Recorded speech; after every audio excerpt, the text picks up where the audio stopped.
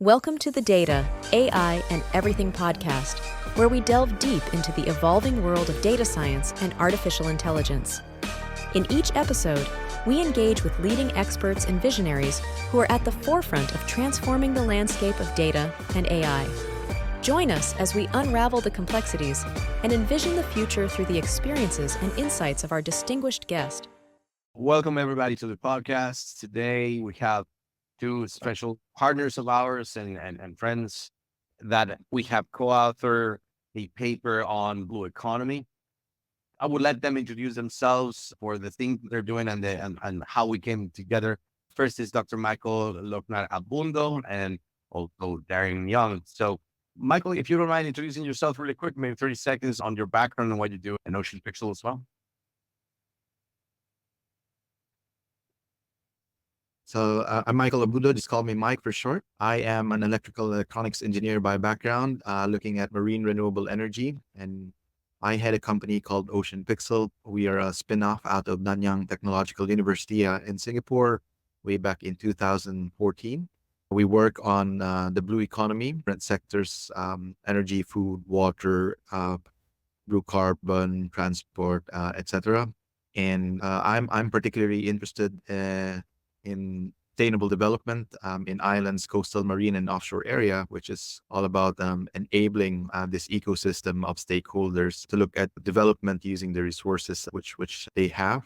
And this is at the forefront of this pioneering area of blue economy. So, yeah. Thank you, Michael. And then we also have in the podcast Darren Young. Darren, maybe you can introduce yourself and talk a little bit about the work you're doing with Moringa. Sure. Thanks for having me here, Lewis. And a short bit about my background. So I had 10 years in consulting, management consulting experience, and prior to that, 20 years in IT and telecom experience, working with multis around the world. I've recently joined Moringa, who are known in the space around energy, climate transition as well, and very kindly asked by yourself and Mike to be part of this blue economy paper. I must say, understanding it and looking at it more in different ways really enlightened me in terms of the opportunities and also the challenges we see with respect to helping people around the world, but also our part that we play, not just in terms of helping governments and nations and individuals, but also leveraging technology to really change the way that we look at the blue economy, understand it, and make some real lasting changes that help the world. Thank you, Darren. And then I'm your host, Luis Gonzalez, and Chief Operating Officer of Aboitiz Data Innovations, Power, and Head of Research as well. I was particularly interested in this paper that Michael and I talked about in some form of another last year because of the new angle of what blue economy represents. I particularly like the idea that sustainability requires that we have a new function of valuing or calculating value that perhaps we don't do in the industry today, particularly in my case in the power industry. But maybe for our listeners to get a level set, what is blue economy, guys, in the way that you see it? Some of them have heard about green economy, but then necessarily understand blue economy. Why is there different colors to the economy? And why does it matter for us in Southeast Asia? Let me hear your takes on that. Maybe I'll start. Mike, did you want me to do that? Yeah, look, being new to this, maybe I can be the junior person talking a bit about it. And Mike, I know you're an expert, so maybe you can add a bit more color. But for the audiences, firstly speaking, global warming will all impact, and it's all linked to greenhouse gases. And we've heard so much narrative about it. But what's the ocean got to do with all that, i.e. the blue economy? And the ocean has a big role to play because it absorbs a quarter of the CO2 emissions, and also captures around 90% of excess heat. So with that changes the whole dynamic of the ocean and what the ocean does. Now, what was really interesting in this space was that around 70% of all blue economies in the world, which are islands that have oceans around them, sit in Asia Pacific. And they contribute around 9 billion of the GDP. And so when we looked at the study, we started to really think about how do these economies contribute to future economies? How do they create circular economies? And there, Lewis, I think for me, was something that by reading the paper, you got a bit of an insight as to what is the blue economy? How does that all play a role? And I know, Mark, you've been doing a lot of things in this area too, personally. So through those conversations, we start to pull that together and really get a better insight as to what the blue economy is, the countries that really have a big impact, and how do we really make a difference. Michael, how would you define Yeah. blue economy? It's really weird because different organizations have different, should we say, slightly different definition, but one of the more widely used definitions would be sustainable development in marine areas, oceans and seas and coastal areas. But some definitions also blue or other inland waters. But I for one, I subscribe to the island, coastal, marine, and offshore sustainable development. So it's economic development as its heart, but it's sustainable development because it shouldn't be detrimental to the environment. And in fact, we should be regenerating the environment when we're looking at sustainable development.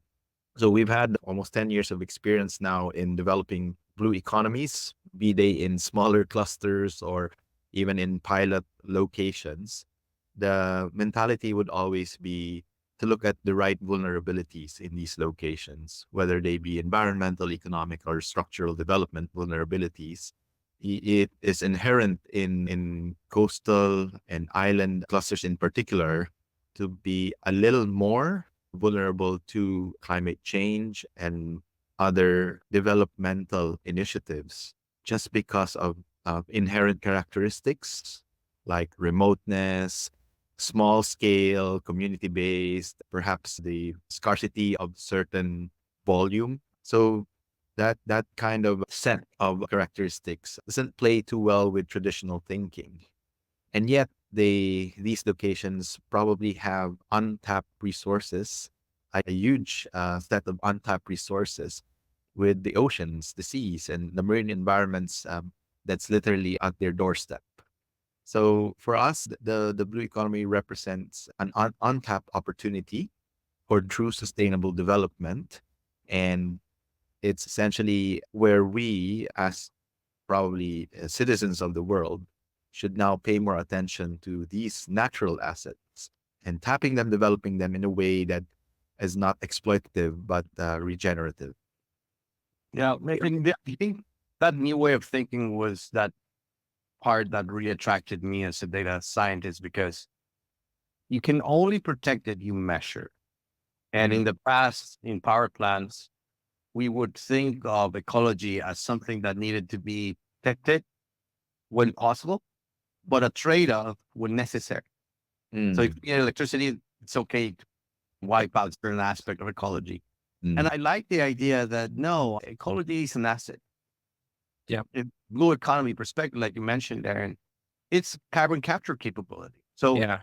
you ought to have a model where treated like another asset and is optimized, effective, and there is ecology performance behind it, which means you will need new measure type, new paradigms of measure And tracking and see it from don't destroy it, but maybe even enhance it and interact between artificial assets and natural assets to create something, in my view, sustainability balance of those two.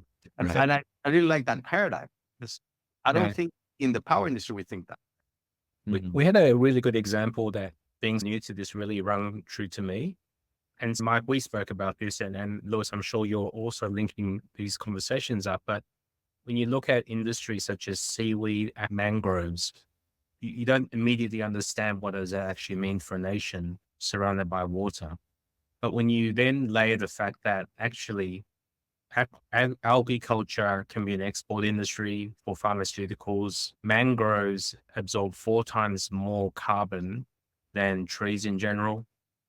You start to then say, if I'm able to expand that as a GDP impacting business for my country, I'm redeploying growth, training, skills into what could be a growth area, a business, an industry within my nation.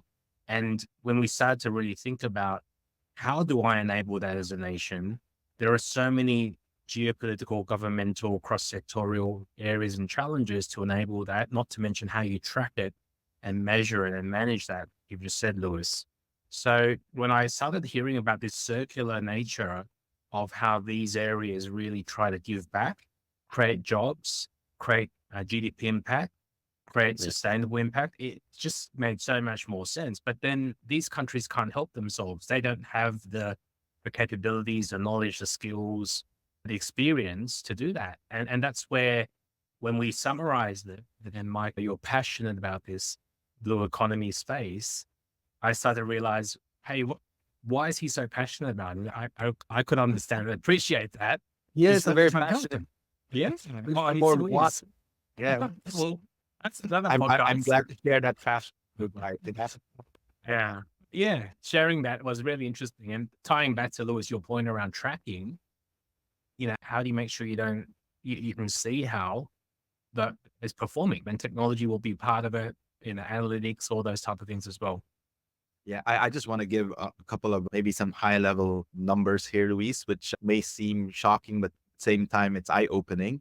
In the Philippines alone, the blue economy is estimated already to give $1 trillion in terms of contributions. $1 trillion. So it's wow. And where does that come from? You have food grade fish exports, you have seaweed exports, you also have local economies depending on marine resources, you have ships and vessels, inter-island ferry transport. So the whole interconnectivity angle in an archipelagic nation like the Philippines with 7,000 islands, it's huge. The blue economy is like the future for our own prosperity, our maritime archipelagic nation building exercise will effectively be moot if it did not look at the nature of the assets that we're in. And to top that off, 55% of GDP worldwide depend on a highly functioning biodiversity. You need it to be able to not just protect the species there, but to support growth of economies. And I think that makes sense if you just look at where are raw materials coming from and where are inputs to resources coming from. There are natural sources for these things. And for us as humans, and even more, what are we dependent on? Well, we depend on food. We need water and shelter and all that. And so we have to give back the necessary respect for nature. And I'm really glad that people are talking about natural capital accounting nowadays. The ADB and Stanford are working together on this natural capital project. And this is a way to now put value into the undervalued ecosystems. And this is a way to put things in the balance sheet of countries, of local governments, whereas before they probably we're an island and we're probably just 40 kilometers by 30 kilometers in terms of land space. But hey, wait, I have this large ocean area. So we're actually a big ocean state. We're bosses. We're not small island developing states, which is what most countries classify these island clusters in. So knowing that resource is not just 2-dimensional, but 3-dimensional, underwater and above water included, should really open up a new way of a blue lens, a new perspective of seeing what's possible here. One thing I was doing when I was reading the paper and we were doing research around it, I started thinking of a term called bankable biodiversity.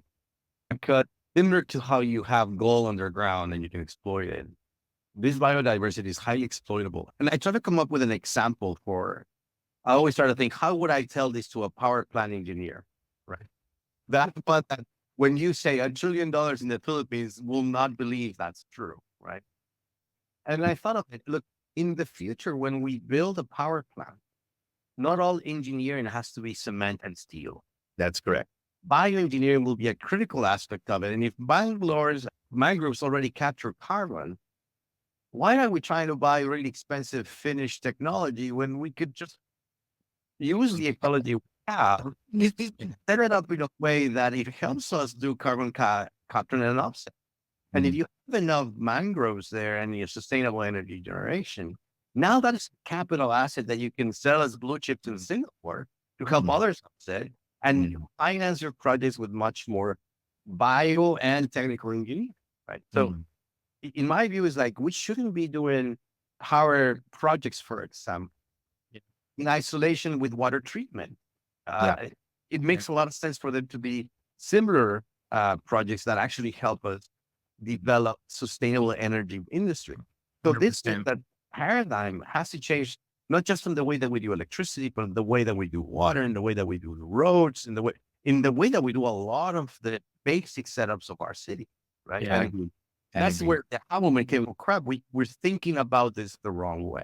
Totally Yes. agree. I think Yes. also people in the past, projects such as this, more of a CSR initiative maybe 10 years ago, but now it's front of mind.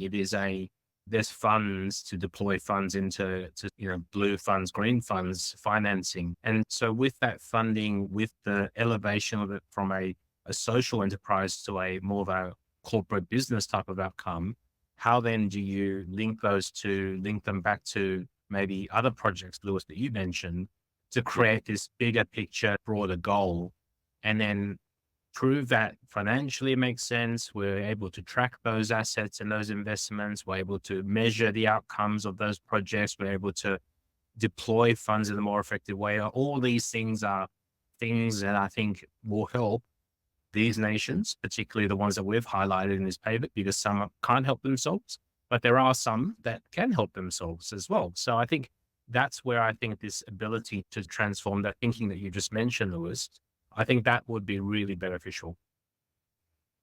There's a couple of points I wanted to expound on. And one of them, Luis, you mentioned we have to change the way that we look at developing assets or projects. And that's true. A lot of the traditional methods would be to look at a single sector and developing the projects in that particular sector with specialization only in that sector. And then you come and check in with the environmental and social safeguards, almost like a sideline thing, right? We have to look at our interventions now in an integrated approach across sectors, multi-sectoral in nature in terms of solutions. And this is the way that we respond to address vulnerabilities. Because climate change will not choose one sector. It affects all sectors. And so when we look at root cause analysis and what have you in terms of scientifically developing solutions, you can't really just look at a sector. You have to now assess all sectors together. And that's when you come up with, hey, you know what? An intervention here is not really just about a power intervention. What are we trying to solve? We're trying to make resiliency. We're trying to hit better resiliency. We're trying to address climate risk. That calls for an integrated approach. And that calls for us looking at, maybe at the moment it's termed as creative and innovative and emergent, but probably it was because we started with something that was not integrated in the first instance.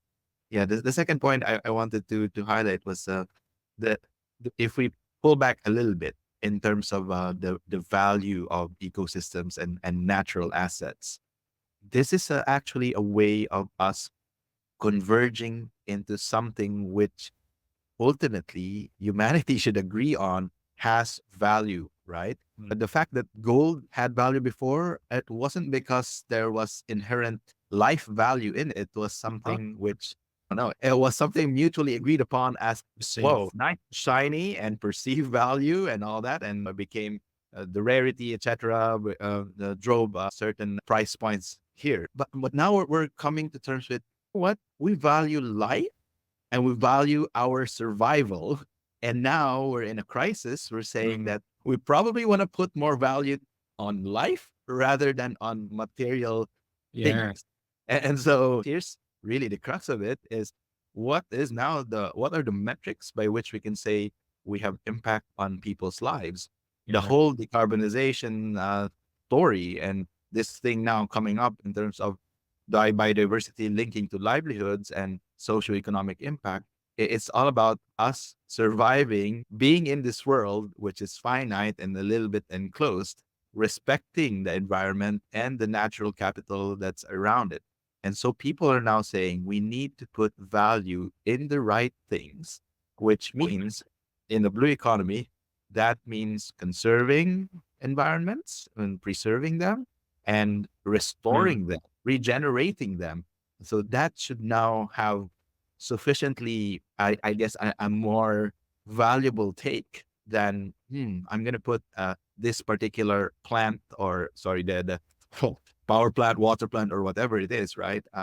we now need to be able to link those and effectively the unit of credit, where carbon credit is one of them, is actually like a natural life credit almost, right? And this jump in the blue economy becomes very clear because the people who are in the islands and on the coast, they know that their life depends on these natural resources and these natural assets. There is a direct linkage, maybe not 6 degrees, but just 2 degrees away. They know that when they take care of the mangroves, that they can fish better.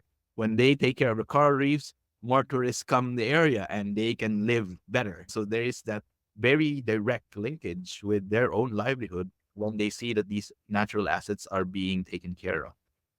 And I look to your point of the connection, right? When I think of infrastructure companies, where I try to work all my life, you don't get to pave paradise and put a parking lot and call it a win. You can't say that you are a green company because you did an intervention for emissions monitoring and not prove the fact that you actually help reduce emissions where you operate. Yeah. I like the idea of not just the profitability of ecology, the bankable ecology, but I also like the idea of some more stick, like the more pain, because regulation is what drives this industries. Yeah. And they're not going to do it out of the kindness of their heart. Sorry for the listeners. Oil and gas companies are not trying to save the planet. They're trying to make. So figure a paradigm by which they get to make money without paving paradise to put up a parking lot, right? And in that sense, that's goes to my next question, which is one that I'm actually passionate about. I started thinking, why Philippines? Why Southeast Asia? Yeah. It has a lot of a bunch of Venn diagrams that are connecting that are really, I think, very lucky for the planet that it's happening. One, it has to double its GDP. Countries like Indonesia, Philippines, Malaysia, they have a huge tap of young people and innovative people trying to grow with huge population, right? India, for example, that hasn't yet developed, given its opportunity to come up with a brand new paradigm for development. And on top of that, you have the right constraint, right? We don't get to build power systems like we did in North America or Europe. There's island nations. And nor do we get to pave paradise to put a parking lot. So we got to figure out a new way to do it and lead that for the rest of the world. So for your sites, what do you see the benefit of taking this paper and trying something in Southeast Asia? Why, given that you guys are passionate about this stuff, what is the advantage? What is the opportunity that Southeast Asia brings to it?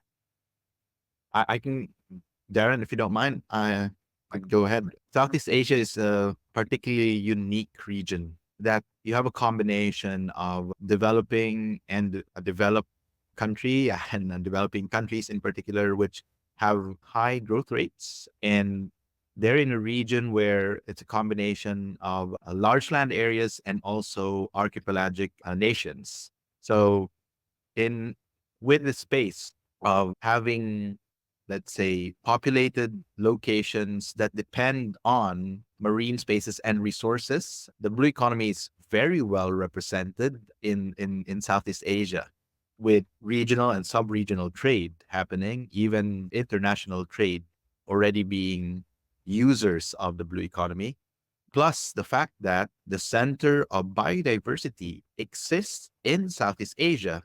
And if we look at the center of biodiversity, that's the Philippines. So we have the most, in terms of marine biodiversity, we are the most marine-based biodiverse location, diversified location in the world. And if we don't pay attention to the degradation of coral reefs and other marine ecosystems, it will start to spread almost like a cancer, really. So if we don't even take care of this most biodiversified location and we just let it rot, you're really saying, hey, planet, I don't care about you. So if we can't even take care of this where it's already supposed to be easier because you have a lot of life moving, but also that the impact is way more than just the country or the location, the country and the region. It actually is globally significant, then what are we trying to do? Couple that with the fact that there are some numbers like seaweed industry. The Philippines is number 3, sometimes number 4 in the world in terms of seaweed exports. Then shipbuilding, the Philippines is number 4 in the world. So there are marine industries that make Southeast Asian countries, the Philippines in particular, a bit more interesting too.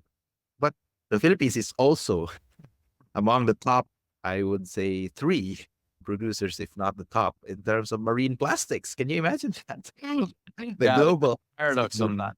Yeah. I know. So there seems to be a disconnect of the Philippines being such a rich area of marine biodiversity, resources. You have skill sets, you have exports of marine products and resources, tuna and whatnot, and yet you have there's plastics in the ocean, and yeah, we are number 1 producer that's contributing to the world. There's some ocean plastics, marine plastics. Why is that? Why is that? So we respecting the natural environment more because or do we take it for granted because we see it every day? So we have to try and take care of it. Yeah, I just want to put that out there of why Southeast Asia and why the Philippines, but it also presents a tremendous opportunity if we get this right. If we get the blue economy roadmap right in countries like the Philippines and Southeast Asia, then it's probably going to make a huge impact, not only to the region, but also globally, even if we're just doing it in country. So there's a reach, which is international. We have the right constraints for innovation and the right rewards if we get it right. But to add a bit of color to that too, one of the other things that to build on Mike's points there were, we've got billions of people. We have a very broad range of developed and undeveloped. And you ask yourself, why is it that undeveloped aren't doing the things that perhaps we should be as developed nations could be or are?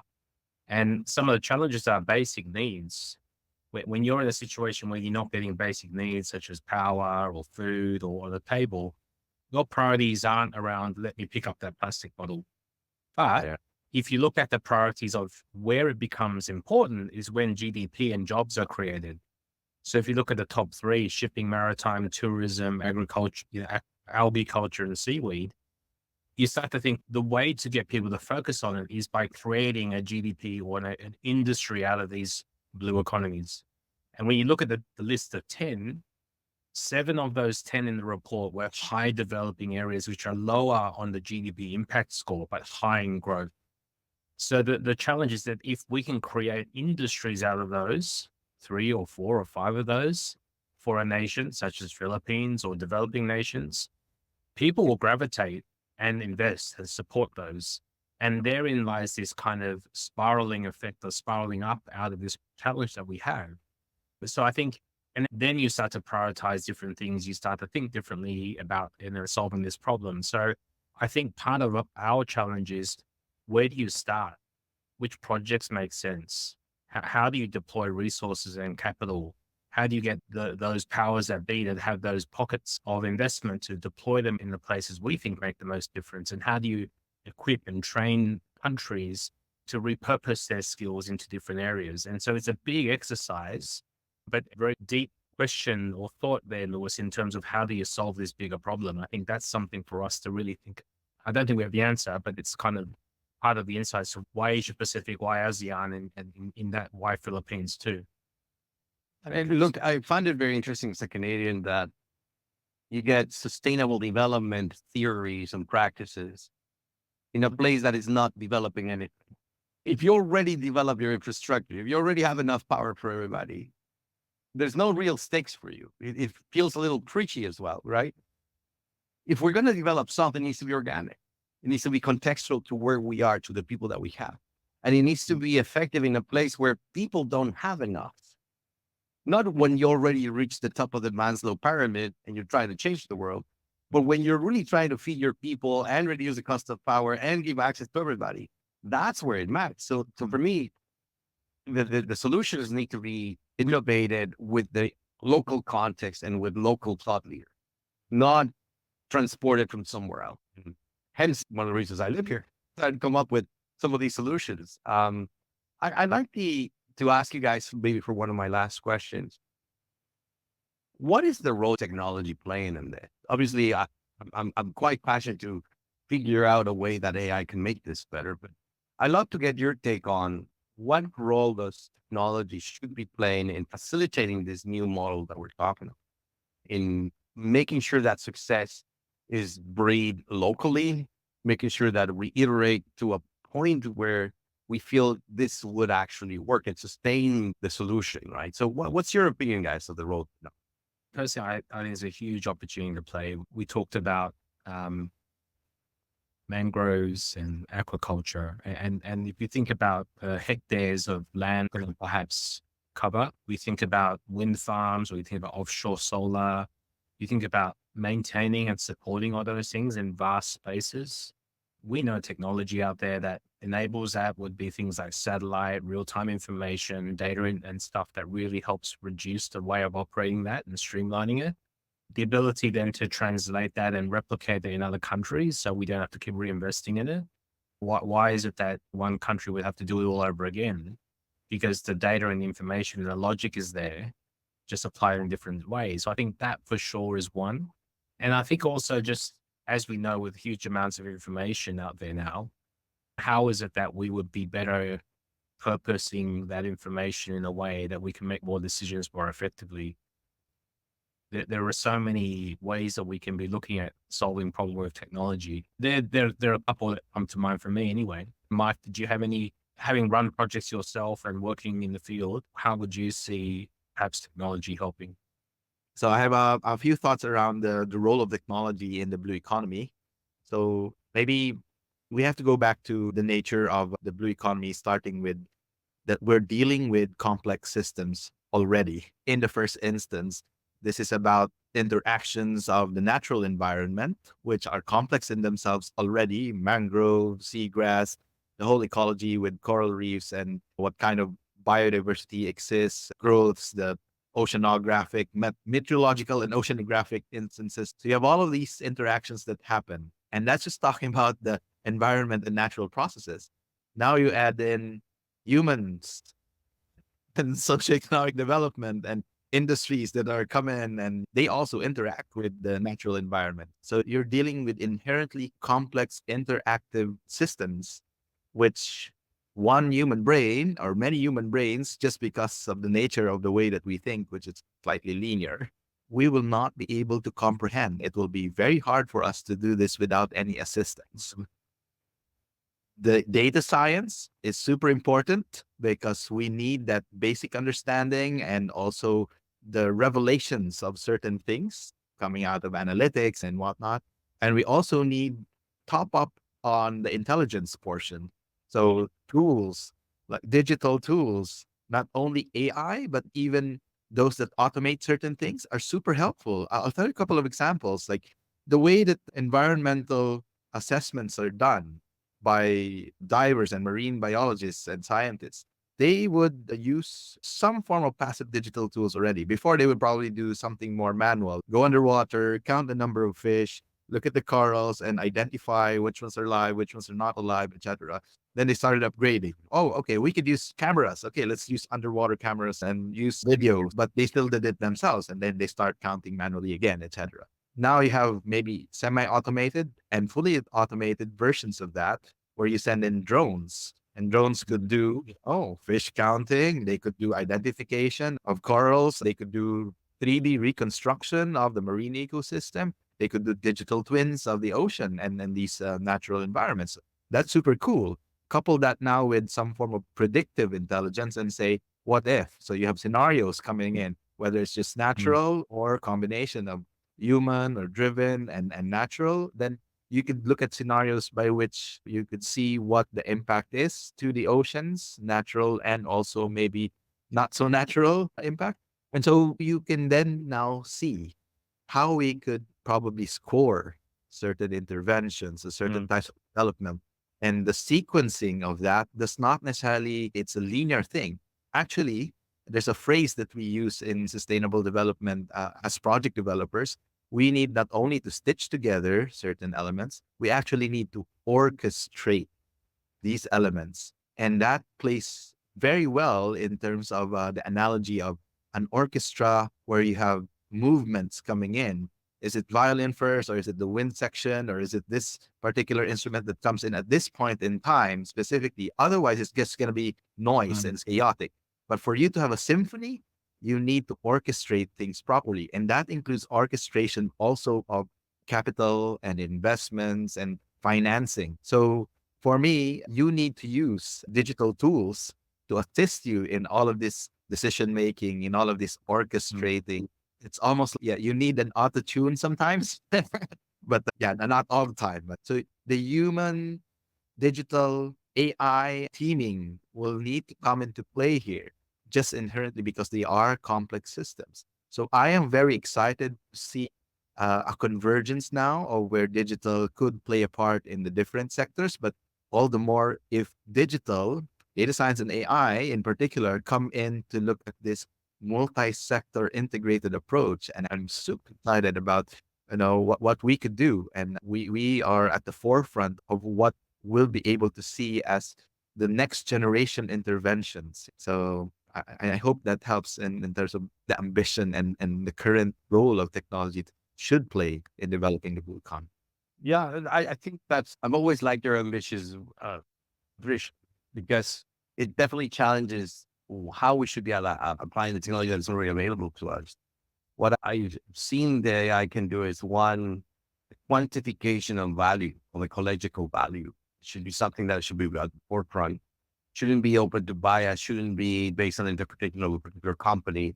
It should be public, should be standard, should be exposed. And exactly, I think one of the things we struggle the most with climate change and AI is visibility, right? So that is one thing we should be able to hold the soul for.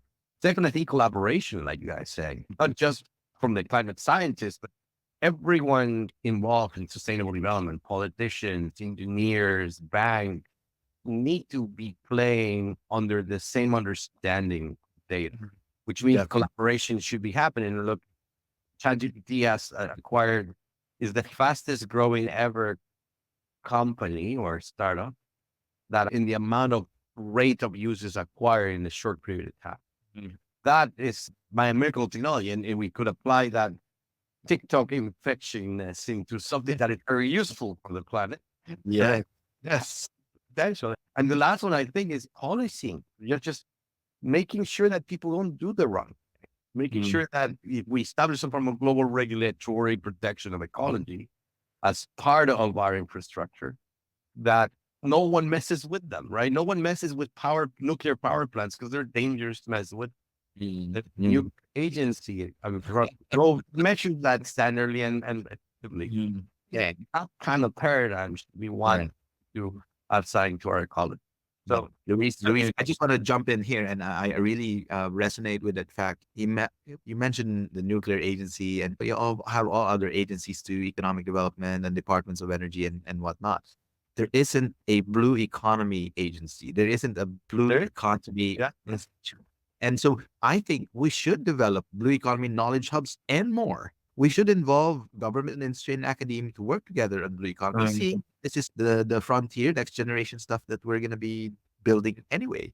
And so I'm excited if this becomes a mandate for countries. And I'm excited to see that there are strategies being formulated now in the sub-regions of Southeast Asia. So Brunei, Indonesia, Malaysia, Philippines, and this Indonesia, Malaysia, Thailand growth triangle. So they're working towards a joint blue economy strategy 2025-2030, which excites me because they're in Southeast Asia, first and foremost. I think that's a really good place to start.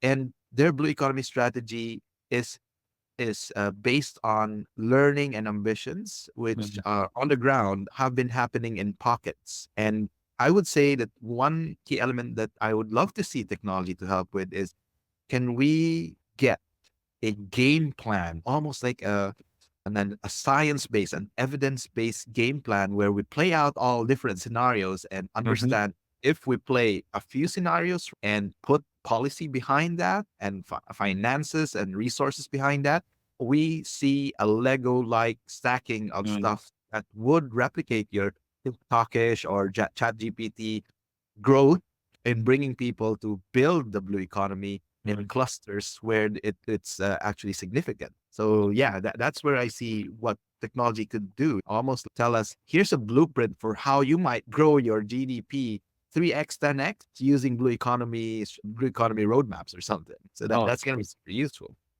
that's a great vision. I like the evidence-driven investment, evidence-driven policy, Yeah. right? Evidence-driven operation, right? That Yeah. we try to do that with digital twins and power plants, but this is at a bigger scale, looking at Yeah. our planet as an ecosystem that needs to be driven by data-driven decision. Right? I like it. Last parting thoughts, gentlemen, since we're already burned 50 minutes worth of our conversation time. Maybe that's last question to you guys. Where do we start? Where do you think we should start in driving some of these changes? What would you like to start in? I think all of us as individuals need to reflect on ourselves and think about where we're spending our time and how we make impact. So I think first of all, it is something that I think all of us need to be thinking about. So as I've joined Baringa, some of their branding is around the economics of kindness, putting people first and making impact that lasts. So for me, it's making my personal choices and differences and things that I really believe that matter. This project and what we've been doing together, Mike and Lewis, is something which matters to me. Perhaps I can be a little bit more kinder day to day. I think we all can. But how do we really pull together and do things that make incremental change? And so I think we want to solve the world's problems, but you can only do them step by step. And so I think modeling that behavior, doing those things is really for me, as I learn more as well, is something that I really want to be able to do well. And so with the support of you and the team, hopefully we'll be able to make those changes as we go through and build new things and start new projects. Good. Mike? Yeah. So I want to say that the sustainability, the wider agenda, beyond just the blue economy. So people think about blue, green, and circular economies like BGC. So yeah, even more complex, right? But yeah, just on our quest for the blue economy, I think it's so big that we can't really do it alone, right? So the importance of being open to collaboration, working together. I know it's cliche to say that, but sometimes we need true collaboration to happen and that openness within that collaboration. I would put there's this mechanism by which I've learned in Singapore that they do their industry, government, and academic collaborations so well. They call it the triple helix approach. I would paint the triple helix a little bit with blue accents. And if this blue helix comes in with more types of organizations, NGOs and CSOs and other entities, so be it. It's going to be a complex growing organisms, just the coral reef, which is coral polyps are animals, and you have algae. And so it's a complex ecosystem already on its own. And for blue economy to be really alive, we need it to be organically grown. And we need to put a blue lens almost in the way that we work together. And I think that if we try and cement cohesively the collaborations that we already have and look at focusing stuff on blue initiatives, we can have clusters built out and small little wins here and there working together build to a bigger portfolio where it encourages the whole ecosystem. So I would maybe, lay that ground for blue collaboration to happen. You know what? I think I like to finish the conversation there with one of the things you mentioned on collaboration. One of the lessons learned I saw from Singapore, since the three of us at the end of the day, that's where we learn a lot of our techniques, right? Is the idea of building some form of consortium of the willing, right? We've done that in AI before. MAS has done it in the financial sector. I like to see some form of regulatory sandbox created in Southeast Asia, a place that matter, like the Philippines. I like to see a consortium of different companies coming from different backgrounds, technology, policy, advisory, oceanography, maybe even a startup so that they can figure out opportunities of things that haven't been made before. Get IP out of this, let it be public domain IP. The really good companies of the world don't need to protect IP because they're just good at it. And let that be an outcome that policy can be written about, technology can be innovated with, partnerships can be built with, and more importantly, can demonstrate what it can actually do quickly, because we could spend years and years talking about it, not doing anything because we're trying to protect our own businesses. Instead, if we do it first and figure out what's valuable after, there'll be some very concrete basis by which produce, partner, and regulate what we do. Unless someone like you cares a whole awful lot, nothing's going to get better. It's not. So there you go. From the Laura. Good. And I guess this is an appeal to anyone listening to this podcast that these kind of collaborations are far more important going forward in the future so that we can adapt to things that the consequence that we created of systems that were too rigid in the past. So, gentlemen, I thank you for your time. Thank you for your comments. We'll keep working at this and hopefully we can announce more things in the future together. And thank you for your partnership. Have a good afternoon. Thank you for joining us this week on the Data, AI, and Everything podcast. Make sure you visit our website at aboitizdatainnovation.com, where you can subscribe to the podcast and find our show notes. If you enjoyed listening, please share on your social channels as well.